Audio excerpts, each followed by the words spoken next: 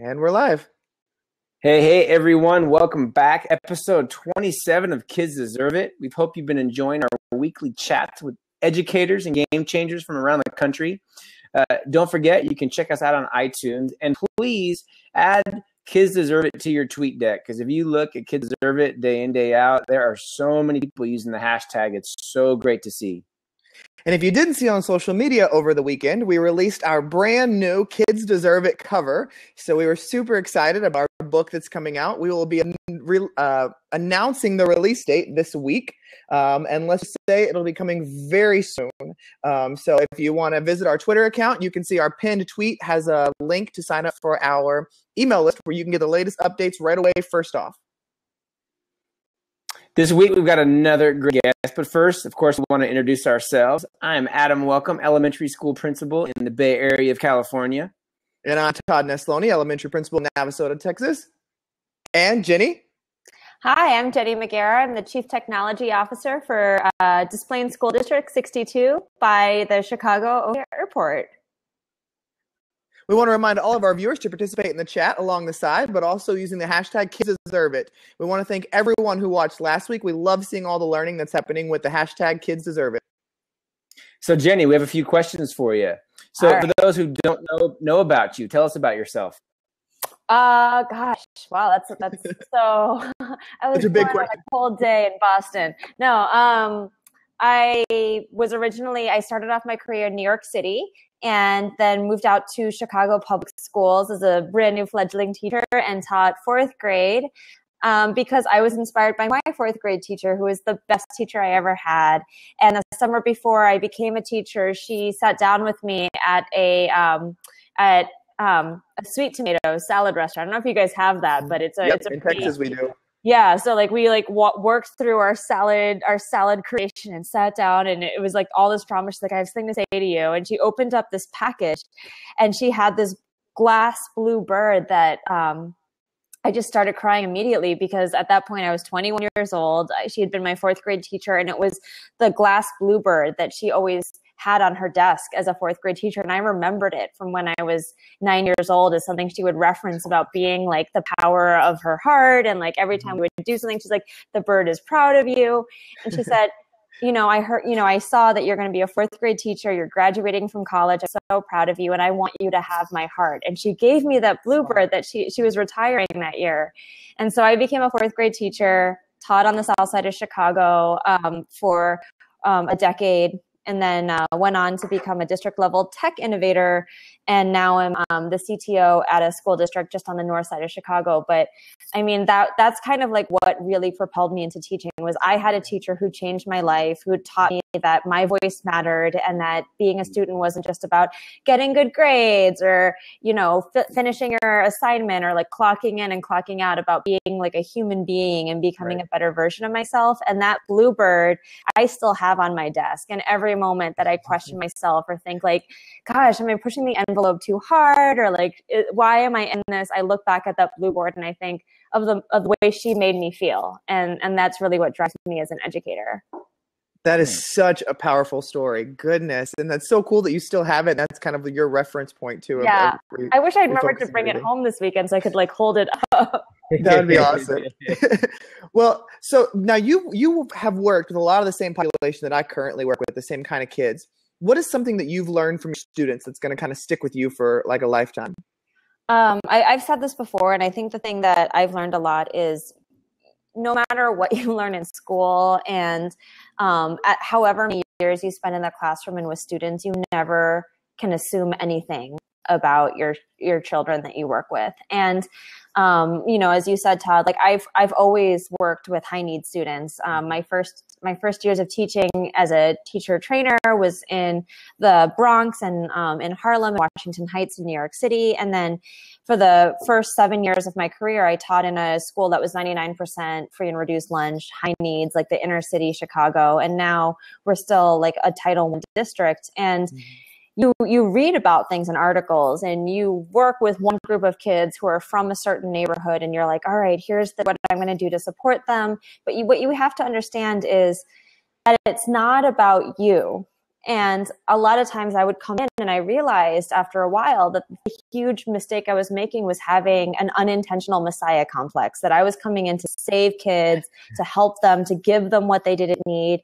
And I realized by doing so, you're being incredibly narcissistic and self-centered. And what I need to do is like stop thinking about what I can do for children and start listening to them and asking them, what do they want from me? So the mindset I had going in was, here's what I can give you. And the mindset that I learned over the years was, what do you want from me? And how can I grow so that I can give you what you need? And maybe I don't have it. Maybe I need to go find other resources and talk to other teachers. But that's what I learned from kids is you never can assume what they need, and you can never just predict from a textbook or from research or from your even previous class. Every class is different, and you always have to listen, and you're always learning. I love that. Nice. So Jenny, what's the biggest thing you yourself has personally learned over the last year, do you think? Wait. So wait, say that one more time. What have you learned personally over the last year? Like maybe not even just professionally, but something personally that you've brought into your job. Oh, that's a good question. Personally, well, I think on one hand, I finally figured out golf. I don't play golf, but that's not helping. That's not really helping with my day job. I'm bad at it. So I get it though now. I decided I don't like it. I'm not good at it. Patience. It teaches patience. Yeah. I'm just like, what's a birdie? Gosh, I think professionally something that I'm looking into a lot right now and I'm very interested in is I've been invested in the maker culture for a long time, and I thought I understood it. And just like I thought I got my kids, I realized I don't know what I don't know. Yeah. And something that I'm really trying to figure out this year with my colleagues and with our team is the different realms of making. Like people talk about making like it's a thing, like making, boom, cardboard, done, nailed it. But there's circuitry, there's cardboard, there's textiles, there's like a philosophy and a mindset in making, but there's a lot of different subsets of making, and they actually have really different pathways in the way that kids learn and the strategies that you use to be successful in those arenas. And not every kid's going to love textile making who loves circuitry, right? Right. So I've reached out a lot. I actually just direct message Nick Provenzano, nerdy teacher, like on Friday saying, hey, can we get a date at ISD so we can like pick your brain? I have a new maker coordinator. And I realized that I need to really look at all of those different avenues of making and understand what different ideologies they have and how you use and the different modalities and think about, as we bring kids into a classroom, how I can understand how each offer different different pathways for our kids. Because right now it's like making, done, boom. No, like a makerspace, not all makerspaces are created equally, right? So that's something that I'm really investigating now. Nice. Very nice.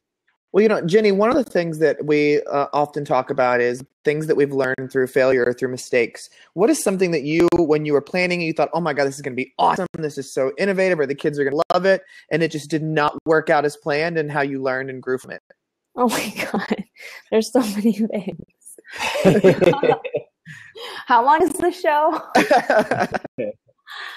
Well, there's a lot of things. I mean, there's the technical mistakes where I thought that I was going to do kind of like an in-flipped classroom. My kids, as I said, were highly free reduced lunch, didn't have access to technology and internet at home. And so I was like, I want to do a classroom, but my kids don't have devices at home. So I'll create different differentiated choose your own adventure videos for in class.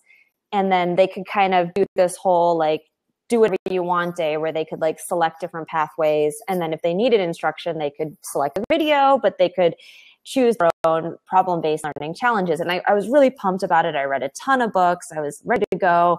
I had iPad, and it was pre-MDM world, mobile device management. So you did it all through iTunes. So you would hook up, this was like 2011. So I would hook up the iPads, an entire cart of iPads to my laptop, and then just sync all of the videos to it. And the kids would just find the video. I was so excited. I was like, this is going to be great. I invited my principal in. It was my, big mid-year evaluation. Like, is she a teacher? Is she going to get to come back next year? Again, Southside Chicago, one strike, you're out. We're going to shutter your school if you screw up. So my principal's in there. One of the people from Central Office Chicago Public Schools is in there. I'm ready. I'm like super like, yeah, like here we go. Like, this is how you do digital learning, innovation, get ready. Here we go. Press play. I did not. I've said this in other interviews, so you guys may know, but I did not sync the really epic factor and prime narration videos that I thought I had created. I synced the really crappy video that I had bought off of iTunes that I which I wasn't even good, but really not appropriate for fourth graders, which was the timeless classic hot tub time machine to all 36 fourth grade iPads. And that was the only video that synced. But because it's like a 2-hour video, it took as long as like 10-minute lessons. Right. So I thought they had these really great differentiated videos. And my principal standing there, this like district level instructional guru person there. And I'm like, watch me be great. And my kids like immediately, it's like inappropriate jokes, hot tub time machine, the first 30 seconds. And I'm like, well, goodbye forever. I need to go like find a store that I'm going to be a checkout counter support person because I just lost my job. But the great thing about it was my principal leaves and failing forward. She said, you made a mistake. What are you going to do? And we turned it into a whole lesson about actually movie ratings. And I said, okay, this wasn't rated appropriate for you. I wrote letters to the parents. I was like, we're going to turn this into a learning moment. We talked about why movies are appropriate for kids and what the difference between movie ratings and censorship is. And why rating movies and not allowing kids below the age of 13, 17 to go to certain movies is different than censoring movies for the general public. And it became a really great social justice movement about like, when is it okay to say to a certain population, no, you can't watch that, and what's helpful to support developmentally. And my kids were really into it. And they were like, wow. And so we flipped the whole thing on its head. We wrote this whole thing. We created PSAs and we created a kid-friendly guide to movie ratings to understand what do you do when you see content in media that you don't feel is appropriate for you, and how do you voice that? And they were like, Ms. Magiera, that was not appropriate. I'm like, I know, I'm so sorry. But it turned into a learning moment. And I think that educators need to say like, yeah, you're going to screw up sometimes, but at any moment that you make a mistake, how can you own it in front of your students and turn that lemon into lemonade? Exactly. That's right. So Jenny, you just wrote a new book, Courageous Adventures. I just tweeted it out from Corwin. Can you talk to us a little bit about it, the process, the ideas, anything of all the above? Yeah. So you guys know writing a book is really scary. And you have that moment of the imposter complex of like, oh my God, everyone's going to read my book and think that I'm insane. Like, what am I doing? So, gosh, the reason I wrote this book was because going to events like ISTE and ed camps and talking to my fellow edu nerds like yourselves, I feel like we're usually talking to like two groups of our colleagues. The people who are like us, who like drink all the Kool-Aid, like, blue stained tongues, like, yeah, I love this, it's amazing. And then the people who are like, no technology, it hurts my soul, I hate it, like, technophobes. But then if you think about that Rogers innovation curve and that like 68% who's in the middle, like how often are we directly saying to the people who are like, I kind of get it, but I'm not really sure. So the whole book was written as a way to say, how can we acknowledge the challenges and the fears that a vast majority of our colleagues have about going into technology? The idea that it's just fluff. It's a flash in a pan. This is something that crazy Todd does down the hall. My principal talks about it all the time, but it's not me. Like, I've been teaching forever. I'm a new teacher, and this is just not the way that I see myself. So it's based on something that I coined problem-based innovation, which is basically just like problem-based learning. So you come up with problems in your professional realm, that have nothing to do with technology or innovation. Like, it's hard to communicate with parents. Differentiating is challenging. I wish I didn't have to grade so many papers on Sunday nights so I could watch Game of Thrones coming up in an hour. And it says, like, all right, well, what if you could solve it with technology? And here is a menu of common problems teachers have that have nothing to do with technology. And here are tech-based solutions that solve old problems with new pathways. So the first half of a book is clearing the obstacles to make you ready to attack something new, like problem-based learning, gamification, makerspace. And then the second half is explaining those kind of like new age, newfangled concepts to people who don't immediately feel comfortable with those ideas. And the third part is, how do you reflect on it? So it's written both to the teacher who doesn't feel like they can do it, but also to the coach who's trying to work with a tech-resistant community and get them on board. Right. That sounds awesome. And it comes out in September, right? Yeah, September 20th. I'm so excited. Oh my goodness. That is very exciting. It's on sale right now. So if anyone wants to Yeah, and I put the link in the chat as well. So if anybody wants to pre-order, you can pre-order, and I'll share it again in the chat. But I know, Jenny, you've got it pinned on your Twitter as well. Yeah. So yeah. It's That's it's exciting. like bit.ly/adventure with an E. Oh, okay. Well, that's easy to shorten and remember then. Yeah. Great. Well, one of the questions we like to end on is living a challenge for our viewers every week. So what is your challenge for our viewers this week? All right. So I thought about this, and I thought, like, what's the big thing that I really felt like, okay, I did it when I was anytime, like now in my entire career, and it's whenever I could surprise a student. So I just did a big talk for a group of like 100 seventh graders in a middle school. And as I walked in, all of the teachers were like, good luck, my friend. You're going to go talk to 100 prepubescent kids at 8 o'clock in the morning. And I was like, all right, well, I'm going to surprise them. I'm going to, instead of just talking at them, I'm going to get them to take selfies. I'm going to get them to play a game. I'm going to get them to get up and be silly. And they were totally shocked when I was like, yeah, I want you guys to take selfies. They were like, you want us to take out the cell phones that we smuggled into the cafeteria that we're not supposed to have here? And I'm like, yes, I know you all have cell phones in your pockets. Take them out. Take a selfie, but I want you to take a selfie with someone that you don't talk to a lot. And I want you to talk to them and come up with a secret like handshake that unites the two of you. So have a conversation. It's something we've all done in like PDs, but it's something that they were never asked to do and that they weren't acknowledged. And it really surprised them. And for the rest of the talk that I had with them about trying to inspire them to take chances, it was an engineering day activity that we were doing. They were really leaned forward because they were like, this lady is completely insane. We have no idea what she's going to say next. We can't predict where she's coming from because she started off by surprising us. So if you can go into your classroom and surprise your kids, you'll be really surprised about how much more they'll lean forward, listen in, and you'll actually have more fun because if you go in and do the same thing, I mean, as a principal, right, Todd, like, you do the same thing every day. It's kind of like, here we go again. But if you go and do something that surprises yourself and surprises your kiddos, everyone's happier, right? Yep. And you end up as the adult learning something too in the process and doing things you didn't think you could do. So, I mean, it benefits everybody involved. Yeah. It's a wonderful thing. Create the environment that you'd want to work in. And no matter whether you work with 4-year-olds or 40-year-olds, like, everyone's going to benefit from it. Yep, exactly.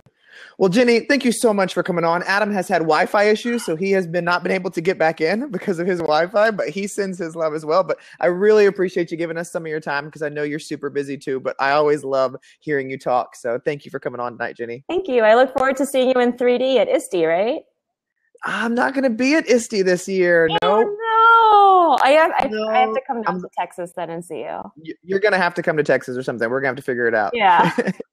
But we also want to remind all of our viewers to thank you for watching the show as well, and to check out next week's show as we have the author of Teach Like a Pirate, the man, the myth, the legend, Dave Burgess on. And I'm sure he'll bring some magic and a couple other things. So we hope you check that out. Thanks again, Jenny. See you later. Thank you.